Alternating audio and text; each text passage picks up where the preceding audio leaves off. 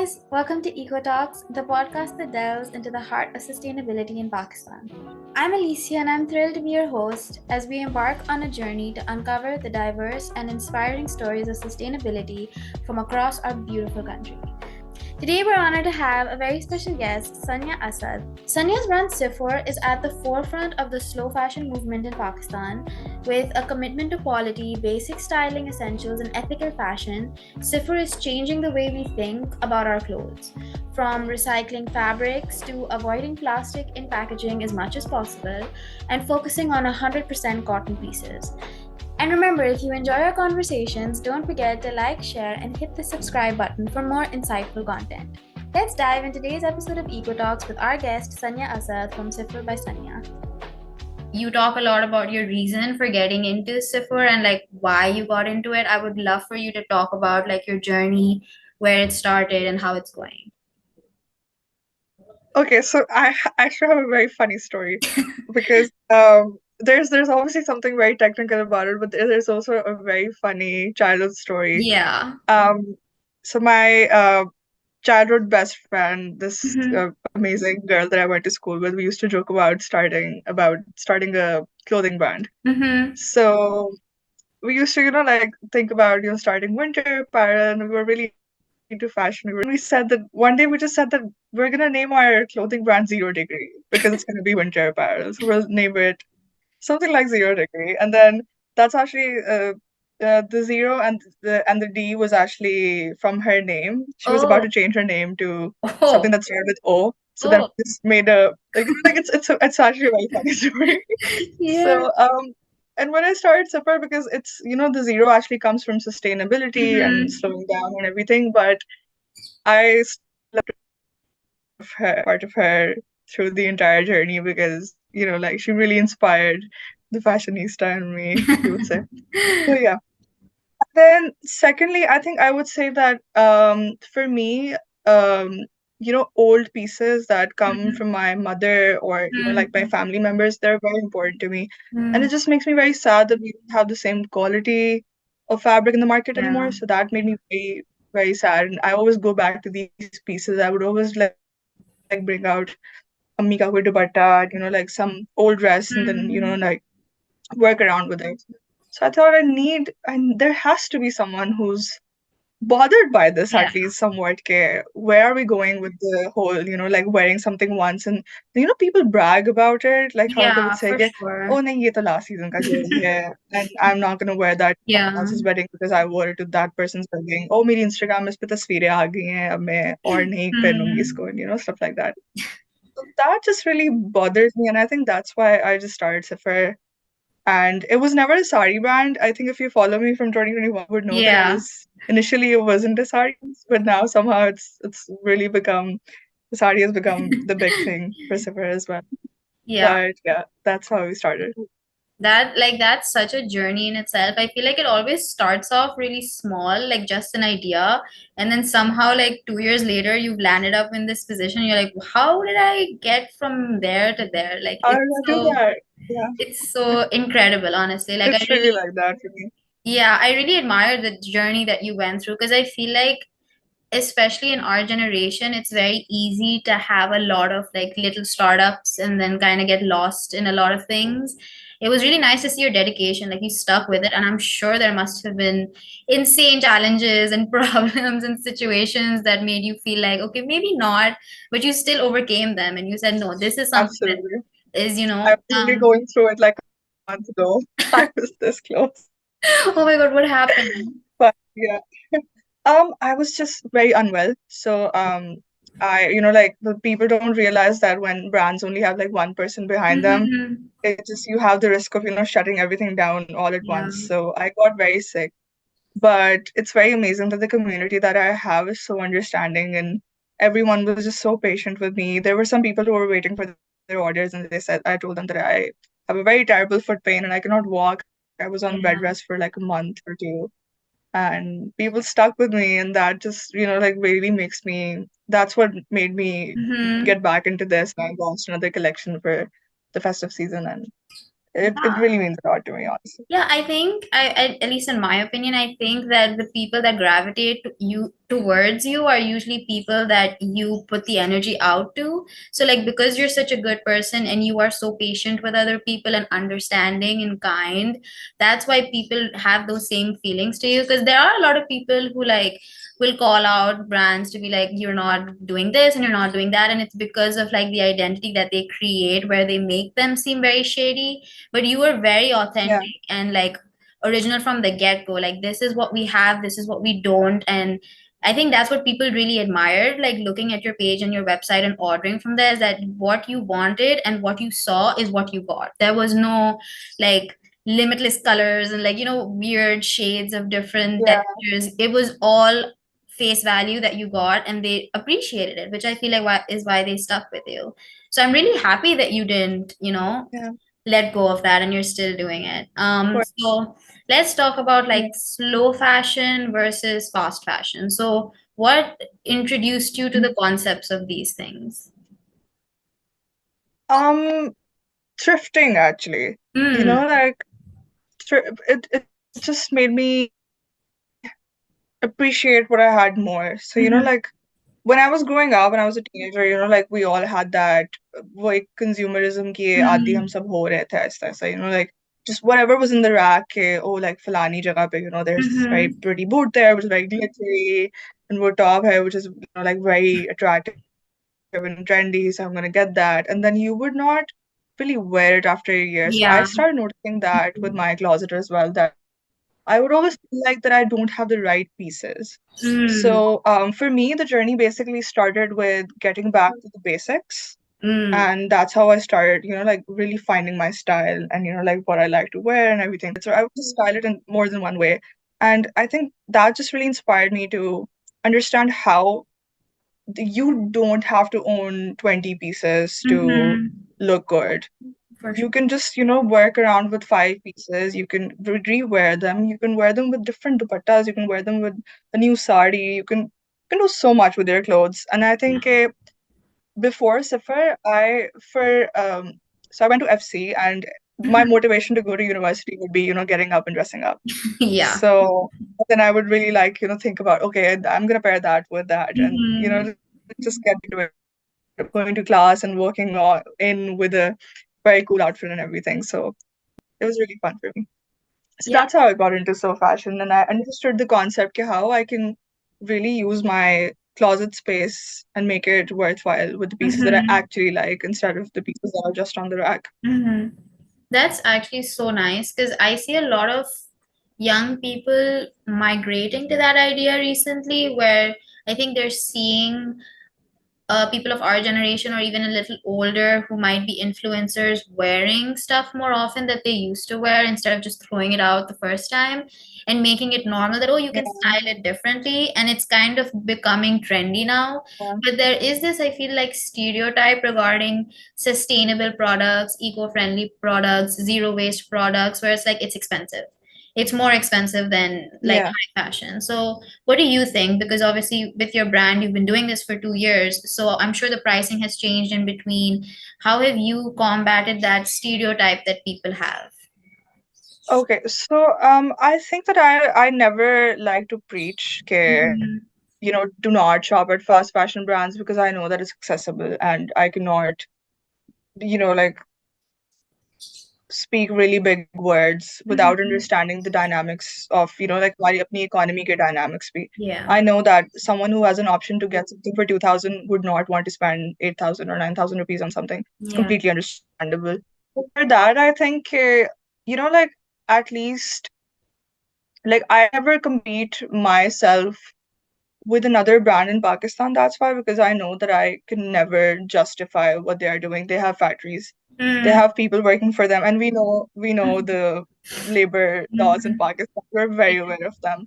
So for me, it's always like if someone wants to gravitate towards fast fashion, I am here to educate you. I am here to Mm-hmm. share my journey with you, that how I think that it's better to like invest in something. But Mm-hmm. again, I do not. This is why I do not promote the page a lot to Mm-hmm. masses. This is why I stick to a very smaller niche. I had to be okay with the fact that I'm not going to get a lot of orders Mm-hmm. and that people will take their time to come to me. I'm okay with it, I guess.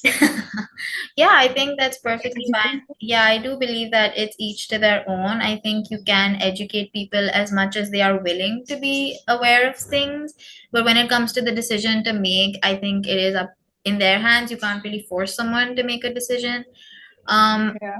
I remember seeing on your website that you talk about how you try to achieve zero waste during the cutting process. So could you go into a little detail about that? Yes, of course. Acha. So, there's no possibility to, like completely cut it down because there's obviously going to be like some scrapes or some, like pieces left out. Mm-hmm. But, my tailoring team, they're actually, whatever the waste is left from the fabric, they give it away to people who make furniture. So, that did become a challenge for me because I remember we started working with Yoko. They asked me to produce a very huge number of articles, which I Mm-hmm. wasn't used to of. Oh. And then it closed down within like 3 months of Mm. me being there.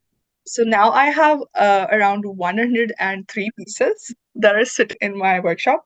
And Oh. it's something that I was not used to. And I am just feeling very, very, I think this is why I also got sick because I was so stressed that I have so much that I have to sell Yeah. now because it's just sitting there. And I don't know if I can compete with the market Mm-hmm. because it's like a lot of investment which is just sitting in a pile at the Mm-hmm. workshop. So but yeah, I'm hopeful. I'm hopeful that it'll work out. And but yeah, Yeah. it was very stressful for me because for me, I do not like cutting the fabric until there's a person who's ready to wear it. Mm-hmm. So yeah, that's the whole process. Yeah, and also I believe you were talking about like 100% cotton pieces. So was there any reason Yes. why you chose that? Okay, initially I wanted to stick to that. I wanted to incorporate only cotton pieces and everything Mm-hmm. because for with cotton it's actually very easy on your body as well. So for that it wasn't just like about sustainability but also the fact that I have eczema and I have very sensitive skin. So when I was growing up I was very allergic to nylon and polyester. Mm-hmm. So so I could only wear cotton pieces. So Yeah. for me, it was like this association that cotton just feels very homely on the skin. Mm-hmm. It's a beautiful fabric to work with, honestly. And Yeah. especially like when you're working with blank cotton, like you're working with white Mm-hmm. cotton, it's just, it just makes me feel very happy. It Yeah, just really brings out the painter in me with yeah. like, I just imagine a canvas and then I think of painting on. You also talked about, I believe, to eliminate plastic from like the packaging process. So how is that going? Okay, I'll tell you, that was such a आईना दिखाने वाली situation थी मेरे लिए because so because I worked in I used to run an art shop before this. So I used to like whenever I had to send a candle away, so I would wrap it in bubble wrap and that would break my heart. Oh my God, I have to use so much bubble wrap just for this Yeah. candle. But then again, you had to do it because otherwise टूट जाती है. So when I started Sifur, again the same issue was arising, and the company that delivers my parcels, they were telling me that we're gonna send you our own flyers and you're gonna package the things in them. I was like, no, that's not happening. And I had a fight with them for like 2 days, and they were like, नहीं, आप इसी में डालेंगे. मैंने कहा मैं तो नहीं डालूंगी. मैं तो उसको brown paper में ही wrap करके भेजूंगी. So then like, अच्छा ठीक है आप बस सिक्योर करके भेजिएगा. मैंने कहा ठीक है. I taped it. You still have to use some tape to, secure it Mm. and everything. What happened is like my eyes really like opened at one point where I was sending a parcel to Karachi and I think it was raining on the way to Karachi or something. And this customer received her sari all drenched French. in the brown packet. I was like, I'm so sorry. I had no idea it would rain because ये कभी हुआ नहीं है. And she said, no, no, no, it's fine because I don't like, the only problem is I don't like washing my clothes before I wear them, but I'm going to do it because it's very pretty and it's all right. You didn't have, it's not your fault. I was like, that's so sweet. That So is now if really I'm sending sweet. packages to a distance Yeah. or if it's going in a very rainy afternoon, Mm. I would, put it in a plastic bag and Plastic. try to. The thing is that you have to be mindful of what you're doing. Mm-hmm. Okay, okay, यहाँ पे मैं नहीं use करूँगी तो चल जाएगा. तो Mm-hmm. I introduced these bags for Safar, which were like I would send them with orders. So they're Oh. like very big tote bags which you can use to travel. And everyone that I've given it to so far, they say that they carry their groceries in them. They take it to vacations. They take it to, That like out of that stations if they're going. So that's also something very nice that's that I get to really hear. Yeah, multi-purpose. Just like the clothes can be multi-purpose, so can the bags. I did have this question where I think one of the other really big stereotypes is the bigger the size, the more clothing is used and the more expensive it is.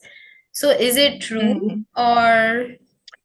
Um, yes, when it comes to yes, the measurements, you Mhm, might have to use, like some more inches to the fabric if you're making, for example, if you're making it for a, like a chest size, which is like my chest size, and then you mhm, would make something which is for a bigger chest. So you might need mhm. to increase the meters on the fabric and everything. Yeah. But yes, making it like too pricey, I don't agree Mhm. with that because I think you can still make the pattern out of the same stencil that you're cutting Yeah. it out of. The team members who Mhm, are, like when people are used to of cutting, because this is something that I also learned along the way. I wasn't really aware of this. And I do have custom sizing, so matlab, mhm, that was something that was very, very important to me that I want mhm, to cater to, as many people that as I. So what we do is okay, when people who are these team members are used to of cutting small, medium, large, they just know these three sizes because mhm, uske alawa unko kuch nahi pata hota. When you're training them, it's mhm, an extra effort to let them know that you might have to cut things for people who mhm, you are not used to of cutting them for. So initially, I would have these conversations with my team, ke, and they would say, ke, "Acha, matlab, acha, ye banana hai." Like, "Ji, ye banana hai."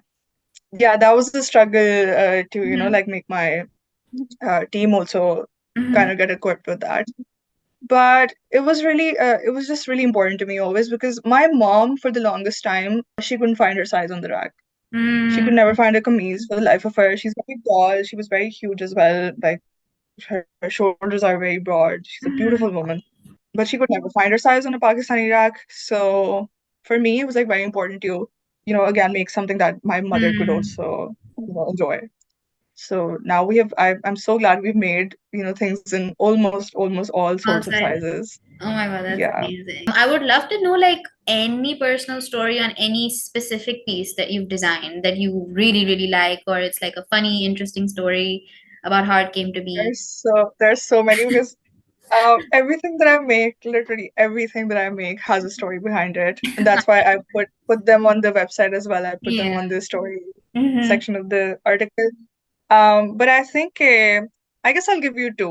One, I'll give you something that I'm very emotionally attached to, and one I'll give you a funny one as well. Okay. But so there was this article called Chan Sitara that I Mm-hmm. made last year for the first time, and it was a kurta, and I was very skeptical about what to do with it because I just really believe in the talent of Pakistani people. I think Mm-hmm. we're a brilliant lot. We're Yeah. very, very talented people, and we can do wonders. But then whenever we are in a conversation about our country, things get very complicated for some Yeah, reason. for sure. So for me, I just had to make a choice then, and I said, okay, I'm gonna do something which is so subtle. जिसको समझ आनी है उसको समझ आ जाएगी, जिसको नहीं समझ आनी है उसको नहीं समझ आएगी, and I'm okay with that. So I was skeptical between using what color of paint do I want to use for the Chand and Sitara. And then Mm-hmm. I was like, I don't need to do anything. I just need to use the black paint, and I need it to be on a white kapra Mm-hmm. because that is it. That is my message for this year because we are suffocating the hell out of the white. And that is all. That is what I need to do. And that kurta, that article changed my freaking life. It became my lucky charm pretty much. So I got in touch with Sarmat Khusat. So I said, okay, I'm gonna send this to him, and then somehow my friend and we ended up to his place, and I handed him the kurta myself, and he accepted it with so much love and so much kindness. And then somehow one of his friends, she saw the kurta and she said, okay, where did you get this from? He was like, this girl Sania, she has a brand, and she brought it to me, Mm-hmm. and you can place an order with her. And then Nadia Afghan, she placed an order with us, like literally 2 nights before 14 August. And she said that I don't know if you take 7 days for this, but I really need it. And I said, I have your size, I'm going to send it to you. So I had no idea that they were going to host a live session where the both of them were going to wear that kurta together. I was just randomly sitting 14 August ki sham ko with a friend, and I started getting, like messages on Instagram, oh my God, oh my God, oh my God. Checkout live session, you don't know what's happening. And then I open it and they're both, like giving me a shout out and they're sitting in the kurta. And I did not ask them to do that once. They That were so kind to me. And after that, like still people when they come up to me, they tell me, "Oh, we're following you from the time when Sarmat Khusad was you wore your kurta." So it that intention, that thought behind that kurta, it really, really paid off. And I'm so glad that I could do that. And I was able to pull it off because my intention behind it was completely Mhm. personal, I guess. Yeah. What about the funny one? Is there a funny one as well? Yeah, it's like slightly funny one, I guess. Okay. I take a lot of inspiration from, the things around me. So I Mm-hmm. would this one time we literally like I was sitting और घर में घिया की सब्जी बन रही थी, and there was this घिया की stem literally sitting outside. And I was like, it's very pretty. And I picked it up and I said, okay, so I'm gonna keep it. I saved it and then I, like did some dye testing and I was Mm-hmm. like, okay, I really like this color. And then we did a sari in that color. Then a friend of mine, she sent me some birthday flowers and they were like very pretty in these like blue, purple, pink, tones. So I sent it out for a dye because I wanted to save the sentiment because the Mm-hmm. flowers were probably going to die like 2 days later. But I wanted to save the color somehow. So we did some dye testing and I named it after her. Aw. Apparently, 2 days later, there's a video that's going viral of Alia Bhatt wearing a very like tie and dye type sari, and everyone thinks that I have somehow, from that. Inspiration comes from anywhere, and Yeah. it's a very common combination. So I think anyone could think of that. Even though like fast fashion is easily accessible, I think at least for me the biggest obstacle converting to that lifestyle was, oh my god, like technically people do like looking the same most of the time. They don't like standing out So too it's much. very surprising because I would never understand that fact. So we Mm-hmm. did a sari called the Lavender Field, and it's this beautiful lavender and green Mm-hmm. uh, thing that we dyed, and then we did a matching blouse for it. And that was actually the very, very kind, the very compassionate Sania Saeed who suggested that we should do those two colors together. Like I was just talking to her and she said, "Okay, ये आपकी दो साड़ियों के color mix हो जाए तो क्या ही बात हो जाए." I guess she was a lucky charm because I sold that sari a bunch of times. With the surprising part was that everybody wanted that sari. Mm-hmm. The same sari with the same blouse, the same pattern. I was like, Acha, why is super becoming, something that I've never liked before? The Yeah. beautiful thing about doing something like that is that everybody came up with their own way to style it. Mm, that's for sure. They would send me their pictures, and I was like, okay, this is great because everyone Yeah. is just bringing out their own personality out of it. Just to end it off, what tips would you give to people of our generation who want to make that move, who want to start buying pieces that are more long lasting and sustainable, but they're a Mhm. little scared to do it because of the idea of I'm going to stand out too much? Okay, that's a very good question.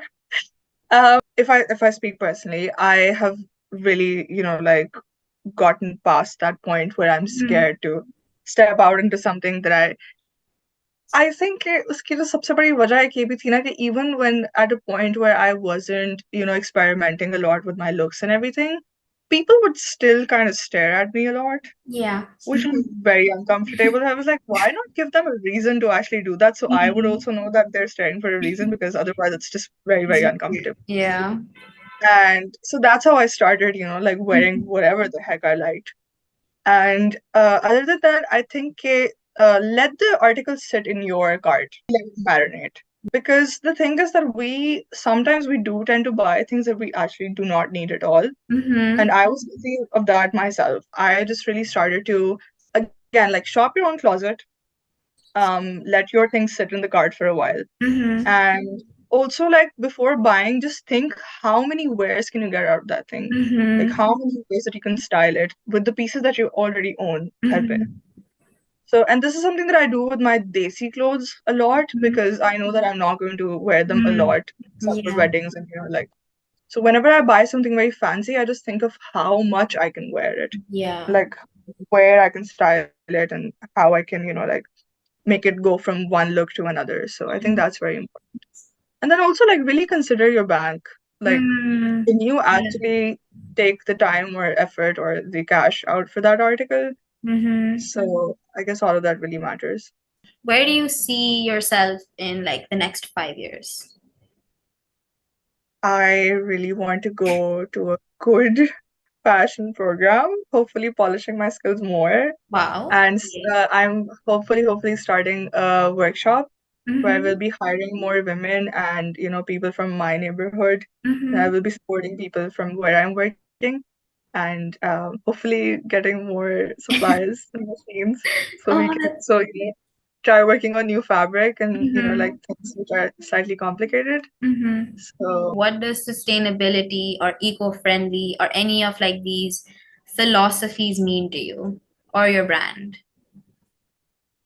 I think for me, whenever I think of slowing down, whenever I think of being content in what I have, it just becomes very spiritual for me as well because sometimes like our possessions, they really start controlling us. Mm-hmm. And I had to learn it the hard way that sometimes less is more. Sometimes Less it's is more. completely okay to have less. Easier said than done, but I still try to live by it. Like you can Mhm. remind yourself every 2 days.